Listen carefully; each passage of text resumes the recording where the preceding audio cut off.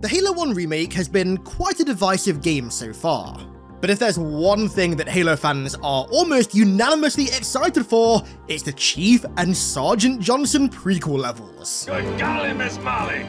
We've missed Sergeant Johnson for a very, very long time, and so the idea of an entire prequel mini-campaign based around he and Chief's relationship is honestly a dream come true.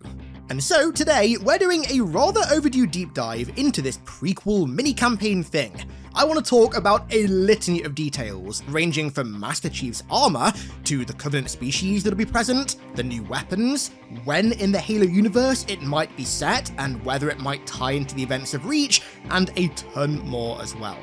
But I am going to warn you, this video is deeply theoretical, because, well, firstly, we know next to nothing about the levels in this mini-campaign at all. All we've seen so far is one page of storyboards that give nothing away, and one bit of concept art for what looks to be a Covenant ship. And secondly, Halo Studios have confirmed that the story is going to be original, which means that it's not going to be a retelling of events that we already know about, like Silent Storm or the events on Gamma Station during the Fall of Reach, for example. Given that Operation Silent Storm and also the events on Gamma Station are the only two events prior to the trilogy where Chief and Johnson work together, with the latter featuring quite a few of Halo 1's Marine characters, the assumption going into this was that the story would simply be an adaptation of one or both of those events. But, and you know, I can't believe I'm about to say this still, as per the PlayStation Store description, the prequel campaign is a brand new arc. Now, I would absolutely put money on, at the very least, Operation Silent Storm being referenced in the campaign, but very clearly, it's not going to be based on it. And you know what's funny about that? It actually might break the 343 curse of almost every story being, at least in part, reliant on some pre-existing book, which, given the fact that this entire remake is meant to be a jumping-on point for people who have zero experience with Halo, is a very good thing for a litany of other reasons as well. So, the first detail that I want to talk about specifically in this prequel that we actually know for a kind of hard fact at least, is the armor that the Master Chief is wearing. Clearly, that's not Mark V, obviously, nor is it Mark VI. That is Mark IV. And this sets up some very interesting things. Firstly, the energy shields, or rather, the lack thereof. Broadly speaking, Mark IV didn't have energy shields. It wasn't until very late in the war that a Jackal shield gauntlet was reverse engineered to create Mjolnir energy shields, which were integrated into Mark V. Mark IV, broadly speaking, didn't have it. However, there were some exceptions. So Mark IV Grenadier was actually used as a testbed for energy shielding as early as 2531, only 6 years after the Mark IV was first put into place, and 6 years also after the beginning of the war. So maybe there's a chance that, just for gameplay reasons, because I would assume that we're going to have shields in this prequel campaign, provided that we are playing as Chief, they classify this version of Mark IV as an offshoot of Grenadier, or another Mjolnir platform that's testing energy shields, because the helmet doesn't look one-to-one with at least the most common form of Mark IV helmet. If anything, it looks more similar to the weird variant on the cover of Silent Storm, but either way, I would assume that regardless of that, we are going to have shields, because the gameplay would be kind of weird without it. Of course, there is always the chance that Chief isn't the playable protagonist of this mini-campaign, and rather, it's actually Sergeant Johnson, which would be a really cool way to do a Johnson prequel campaign, but either way, I would assume that Chief, if he is the playable character, would have shields in some way, and it wouldn't be canon breaking. Like, for example, Red Team had shields in Halo Wars 1. Of course, they were Spartan 2s wearing Mark IV in 2531, and they had energy shields very clearly. Again, this was very clearly done for balancing reasons in the game, but maybe this gets canonized as some, expansion of the energy shield testing bed. Maybe there are some other variants of Mark IV that were used to test shields as well as Grenadier. Another interesting line of theorization that the inclusion of Mark IV here opens up is when this campaign might be set, and we're going to be talking about that quite a lot in this video. So, Mark IV was in service from November 2525 all the way through to November 2551, and technically beyond that as well. So, I hate to kind of bait you there, but unfortunately, Chief wearing Mark IV doesn't actually tell us that much about when this campaign might be set.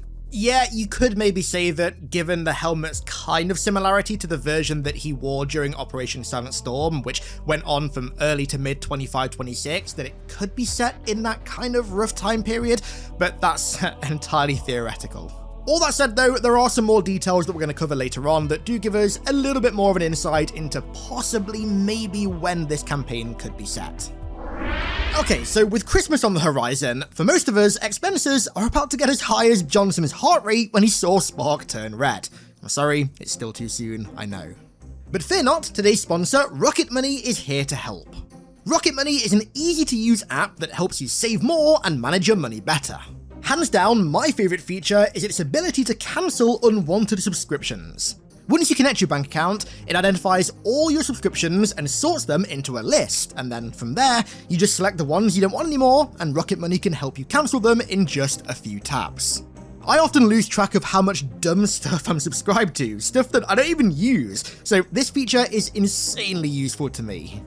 Overall, Rocket Money has helped save customers who use all the app's premium features up to $740 a year. Even crazier, they've helped save customers over $880 million in cancelled subscriptions alone, which is a wild stat.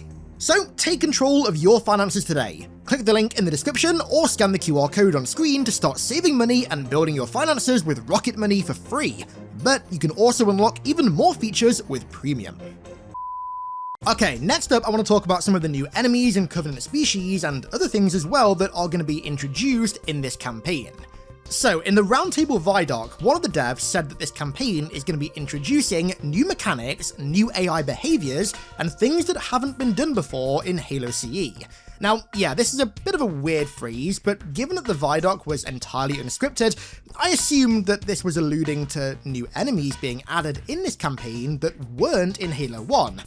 But then they quite literally just confirm it on the store pages. The game description says that these levels feature, quote, new environments, gameplay, characters, and enemies. And of course, the number one prime example of a new enemy that they could add to Halo 1 is more than likely going to be the Brutes. So of course, we know that the Brutes were active in the Covenant military right from the get-go of the war. They were some of the first enemies that we ever encountered on Harvest. So regardless of when this campaign takes place in the timeline, it's absolutely possible for the Brutes to show up. I'd also imagine that given the clear reliance on infinite assets in this remake, the Brutes would probably be top of the pecking order when it comes to adding a new species to this Halo 1 remake overall game. I just hope to God that if they do that, they don't just literally add the infinite Brutes, but, you know, given the designs of the rest of the Covenant so far, it wouldn't surprise me if they did that. Ideally, given that it's highly likely that this campaign is going to be set way earlier on in the war, given the Mark IV, I really would like to see the Brutes in their Halo 2 designs with thick fur and bandoliers. Although I do like the Halo 3 armor for the Brutes and also the Infinite armor as well, I do feel like it kind of homogenized them too much with the Elites, whereas in Halo 2, there was a very clear distinction in design language between the Brutes and the Elites, and that conveyed through the gameplay as well perfectly. Just by looking at the Brutes compared to the Elites, you knew that their gameplay was going to be radically different, and following their redesign in Halo 3 onwards, that difference kind of got narrowed a little bit and their gameplay design came more in line with the Elites, and in this campaign, I'd really like to see that reverted. And you know as well, if they did go with a Halo 2 style design for the Brutes, it'd be a really efficient use of assets as well, because they'd be creating a design that they could just then reuse a few years later in the Halo 2 remake. But, you know, unlike all the asset flips that we got from Infinite to Halo 1, it would actually make sense that time. I'm not gonna lie though, there's a species that I would love to see make a comeback that is a little bit controversial, but you know what, I'm gonna say it anyway. I would love to see the drones get a second run. I was never the biggest hater of the drones. Like, yeah, on Legendary they were kind of annoying sometimes, but I always thought they were an interesting addition. Far more interesting, by the way, than the skimmers in Halo Infinite, which I think were supposed to be a kind of muted and less annoying version of the drones. I vastly prefer the drones. Far more dynamic enemies. That said though, I did always think that their sandbox and gameplay design was a little bit shallow compared to the other Covenant enemies, and I'd love to see it get some long overdue expansion. You know, one of my favourite things that unfortunately never came to pass was actually cut from Halo 4. Halo 4 was originally going to feature a drone queen, which I think would be an awesome boss battle in these prequel levels and would add some new flair to an enemy that we've not seen really ever expanded on. They were mostly the same from Halo 2 all the way through to Reach, except in Reach they kind of exploded when you shot them, which was really, really cool. Add the drone queen as a mini boss fight towards the end or something? Dude, raiding a hive and taking out a queen? Tell me that wouldn't be awesome. That'd also fit right in with the new gameplay part of the description as well. You know, I'm just saying. But of course, the main slam dunk addition to the Covenant in this campaign would be the engineers, because obviously Bungie cut them very late into Halo 1's development, and so if they were doing some cut content restoration in the main campaign, they'd of course, at least hopefully, already have an engineer model made for the base campaign, so they could just reuse it in the prequel campaign, or vice versa. Yet again, another efficient and fitting example of asset reuse. Now, continuing down that description, it mentions new environments, and really there's not much we can go off here besides one thing, one bit of concept art in that Vidoc, this brand new Covenant ship looking thing. I'd assume that that is one of the new environments, maybe? I mean, it's specifically placed when they're talking about the prequel campaign, so I'd like to think so. And then, going back to the new gameplay bit, I don't really know what they could be alluding to here, unless they're making my dreams of a drone queen boss fight coming true. I mean, hell, maybe, this is very far-fetched, but maybe they're finally gonna add swimming and water combat to Halo, because Bungie tried, and I guess failed, so many times to do that in their games, maybe they're finally doing that in the remake. Just for the record, I highly doubt that they are, but I guess with the engine kind of half being new, there's more hope than ever before, right? I doubt it though. Right, let's talk weapons now. So of course, they're adding 9 new weapons to the remake, but I've got a feeling that not every single one of those 9 weapons is going to appear, at least in the base Halo 1 campaign. Maybe they will with schools, but I don't think they're all going to show up there. So, right now, we know 5 of the 9 new weapons being added. There's the sword, the fuel rod, the sentinel beam, the BR, and the needle rifle.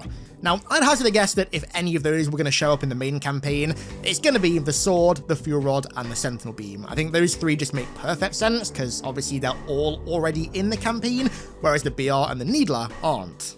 And to be honest, I don't really know if I'd actually want the BR and the needler in the base campaign with Halo 1, to be honest with you. I feel like adding too many weapons can go too far, and it can muddy the sandbox up quite a bit, especially in a game like Halo 1 that has such a tightly trimmed and controlled sandbox. I feel like adding a ton of new precision weapons to that could kind of take away from the Magnum and kind of muddy the precision sandbox a little bit in there. That said though, I could definitely see them saving those weapons exclusively for the Johnson campaign. And if this is the case, again, entirely theoretical here, but if it is the case, then maybe we can roughly infer when these missions take place based upon these extra weapons. So, starting out with the BR, there are a few options here. If the BR is the BR55, which is the BR present in Halo 2 and also the base version of the BR present in Halo 3, then unfortunately it doesn't really tell us anything, because the BR55 entered service in late 2525, shortly after the beginning of the war. However, there is a chance, a small but existent chance, that it's the XBR55, which was the prototype for the BR55 issued to Johnson and the others during the Harvest campaign at the very beginning of the war.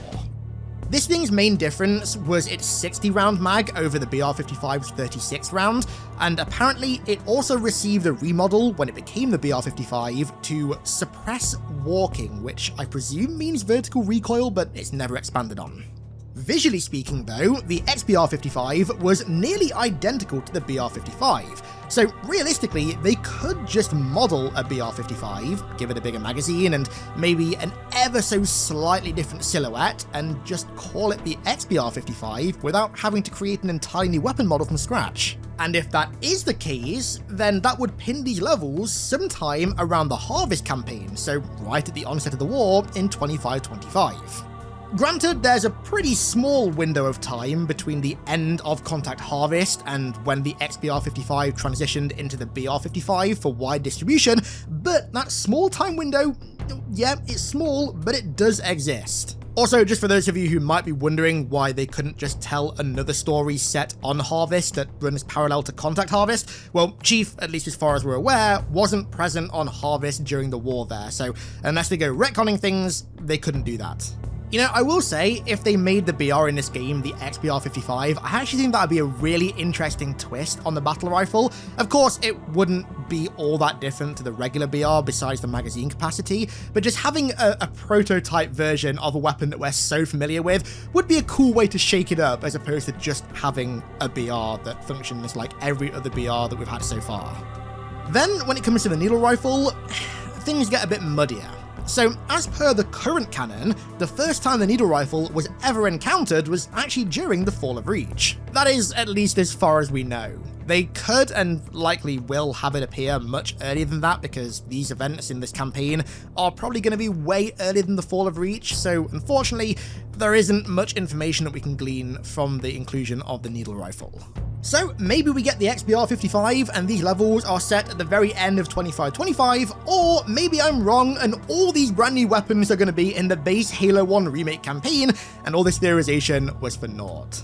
But, you know, given how little information we have about these levels, I figured any avenue of theorization was worth exploring. Now, one of the interesting things that myself and most people have kind of just assumed about this campaign is that it's going to take place during just one time period. 3 levels that run sequentially in one time period without any time jumps. And yeah, this is the likely option. I mean, the store pages for it do describe it as a brand new arc, but what if this brand new story arc isn't actually limited to one single time period? It seems to be focused on building Chief and Johnson's working battlefield relationship. So, what if the arc in fact skips across the years to show that relationship building across several different battles and different theatres of war throughout the campaign? That way, you could tell an entirely new story, as they've advertised, with 1 or 2 of the levels also being entirely new. New location, new story, everything. But then, you could also have one level set in a more familiar location. Most fittingly, on Gamma Station during the Fall of Reach, which would bookend these prequel levels in a way that really smoothly transitions them into Halo 1. Again, those that went to Gamma Station were many of the same Marines that we see and fight alongside in Halo 1, alongside Johnson and also Chief, so it'd make so much sense to have these levels transition into Halo 1 proper with a Gamma Station level, and they could do that whilst also telling a brand new story with a brand new story arc. And you wouldn't have the staple 343 issue of having to read a book to understand what the hell was going on because, well, you're literally playing through the events in the level. Now, as cool as that prospect is, and as the prospect of this entire campaign prequel DLC is, there is one elephant in the room that I think we're all thinking about that we need to talk about briefly, and that is David Scully, the legend himself. So of course, Sergeant Johnson in Halo 1, 2, 3, and technically Reach as well was voiced by David Scully. However, he's not acted in a brand new game since 2013. From what I heard, back in 2017 when 343 added Sergeant Johnson to Halo Wars 2 as part of its DLC, David Scully was supposed to come back and reprise his role, but at the time he couldn't because of the voice actor strikes that were going on. However though, those voice actor strikes have long since concluded, and despite that, he's had no credits for anything since. Now interestingly, at the Halo World Championships on stage, Jen Taylor said that David Scully doesn't really voice act anymore. That come to mind for me. David Scully is, in my opinion, the most talented voiceover actor in video games. He doesn't really do it anymore, but he is incredibly, ridiculously versatile. He's done a million video games, and he's remarkable. And unfortunately, and I guess fortunately as well, if anybody would know what David Scully's up to these days, it'd probably be Jen Taylor or also Steve Downes, and they don't seem to think that he's in the business anymore. Of course, regardless, I would like to think that Halo Studios have at least reached out to him about reprising his role, but I'm gonna be honest, I think there's a high chance that David Scully has just pulled a Daniel Day-Lewis and has kinda just vanished from the industry. So, unfortunately, I think we all need to brace for the fact that it's probably not gonna be David Scully reprising his role as Johnson in this prequel campaign. The voice actor they got for Halo Wars 2 was decent, like you could definitely tell that it wasn't David Scully. He missed a lot of the inflections that he had for Johnson's voice, but it kind of sounded like Jonathan if you heard it in the distance. It wasn't terrible, but it definitely wasn't David Scully. And there's a chance we're going to have to go through that same thing again with this prequel campaign, which is unfortunate, but I mean, if David Scully has pulled a Daniel Day-Lewis and has just vanished, there's not really much they can do about that. I will say though, as much as that sucks, and I will say as much as that does take a little bit of the wind out of the sails with this prequel campaign, provided that it does end up coming to pass and David Scully doesn't come back, I am still really excited for this campaign because, dude, more Jonathan is just something that I think we've all wanted for a very, very long time, and to have it kind of tie in, at least hopefully, to Halo 1 would be such a cool way to do it. Quick reminder to click my link in the description or scan the QR code on screen to start saving money and building your finances today with Rocket Money for free. But remember, you can unlock even more features with Premium. So leave your thoughts down below on this prequel campaign, what you think it will be, when you think it will take place, what you think these new enemies might be. Let me hear it down below in the comments. And with that said, I want to give a huge thank you to all of my amazing patrons for their continued support over there, as per usual. Thank you all so much, and thank you all so much for watching. I really do appreciate it. I hope you guys enjoyed, and I'll catch you all in the next one.